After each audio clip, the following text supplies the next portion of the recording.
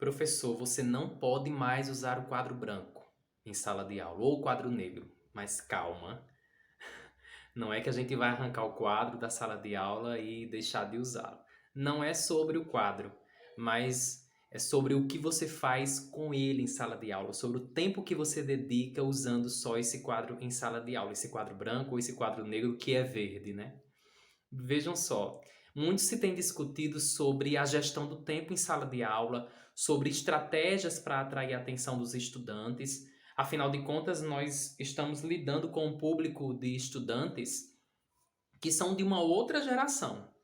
Então, eles estão o tempo todo conectados, eles fazem parte desse mundo multimodal, com muitas informações, com telas, com vídeos, com cores, com imagens. Então você concorda que esse estudante que vai passar 6 aulas na escola, pelo menos é o que a maioria dos estudantes passa por dia, né? 6 aulas, vendo conteúdo no quadro, e aí tem muitos professores que dizem o seguinte: ah, mas é porque a minha escola não tem livro e eu preciso copiar o conteúdo no quadro. Mas é garantia de que essa aula vai ser produtiva, de que o aluno vai recorrer a essas anotações feitas no quadro para poder estudar em casa? Então eu vou neste vídeo dar uma dica de como usar melhor o quadro branco. Afinal de contas, ele é um recurso muito interessante, muito prático também, só precisa do pincel, do lápis, não é? Para usá-lo. Então é muito prático, a gente não vai arrancá-lo das salas de aula, calma. A gente vai usá-lo de uma forma mais dinâmica. Então veja, uma aula, vamos considerar aí uma aula de 45 ou 50 minutos, tá bom? Uma aula comum. Então começa a aula, tira aí 3 minutinhos ou 2 minutos, não lembro mais o tempo que eu planejei, mas eu vou deixar aqui, ó, bem organizadinho o tempo de distribuição de uma aula, tá? Recebe os alunos com música, leva uma caixinha de som ou no celular mesmo, porque a música ela já tem até estudos científicos, né, em relação aos benefícios da música para concentração, seja para o que for. Mas meus alunos só gostam de funk. Leva o funk na versão instrumental, se você não quiser transmitir aquela letra que às vezes não é adequada para a faixa etária dos alunos. Mas começa com essa música para dar gerar aquela dopamina nos estudantes. Em seguida, você vai fazer uma dinâmica rápida, gente, coisa de 5 minutos. Tem muitas dinâmicas muito interessantes aqui na internet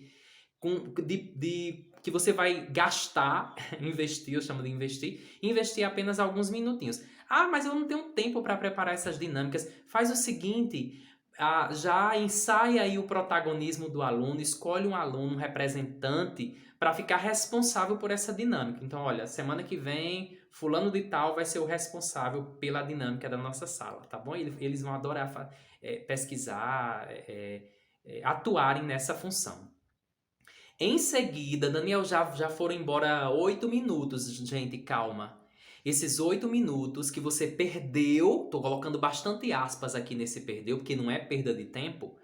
Esses 8 minutos vão te render, vão aí preparar o solo, a concentração dos estudantes.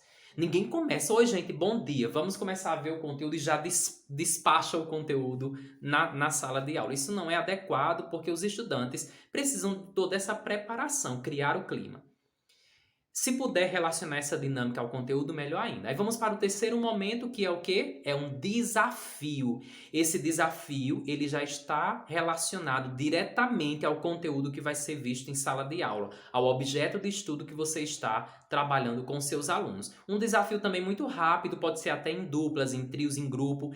Para que é esse desafio? É para você ver o que a turma sabe sobre o objeto de estudo que você vai trabalhar com eles. Antecipa previamente, numa aula anterior, antecipa para eles estudarem em casa, para que no desafio você possa verificar o que a turma sabe ou não sobre o que você solicitou para eles estudarem em casa, tá? Então, pode ser com um jogo, enfim, seja o que for, uma roda de conversa, a discussão sobre uma imagem, um desafio para que os alunos manifestem os seus conhecimentos prévios sobre o conteúdo que eles ainda vão ver em sala de aula, tá? Aí começa a aula. Então vamos para o quarto momento, que é a aula, que a aula já começou, tá? Mas a aula propriamente dita, usando o quadro para dar mais exemplos, para aprofundar. Gente, o quadro, ele é um recurso para fazer apontamentos, tópicos. É como o cartaz, por exemplo. No cartaz, no gênero cartaz, que alguns chamam de suporte também,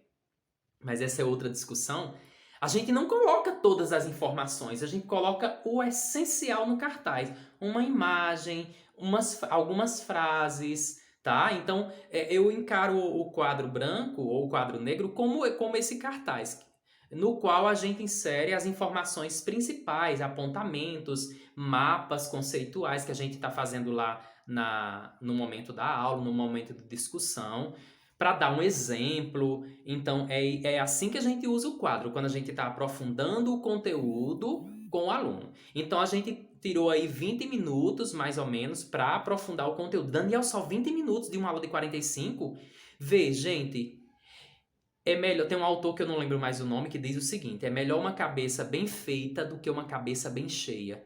O que adianta passar 45 minutos de aula falando ou copiando coisa no quadro e o aluno não tá entregue àquela, não tá concentrado naquilo que você propõe para ele, tá? Então, 20 minutos, gente, depois de toda essa criação do clima, de toda essa preparação, são 20 minutos muito interessantes. Aqui no YouTube, por exemplo, nós encontramos aulas incríveis em 3 minutos. A gente pode ver o conteúdo da aula sendo trabalhado, sendo aprofundado em 3 minutos, em 5 minutos, né? Então, vamos otimizar o tempo. E depois, o restante da aula, você vai usar para explicar... desculpe, antes proponha uma atividade, alguma coisa que você possa verificar o que o aluno captou ou não da aula. Algo também muito simples, muito rápido. E depois você vai explicar a atividade de casa. Você vai explicar o que o aluno tem que fazer em casa. É muito importante a gente passar a atividade para casa. Depois eu posso até gravar um vídeo só sobre isso. Mas a atividade de casa ela tem muitos benefícios. Sobretudo, a continuação, a possibilidade de continuação do que foi visto em sala de aula. Eu espero que vocês tenham gostado. Toda semana eu estou por aqui dando dicas ao professor, então eu falo diretamente com você, professor, professora. O meu destinatário é e sempre vai ser o professor. Beijo, se inscrevam no canal se caso vocês tenham gostado, compartilhem também com os amigos.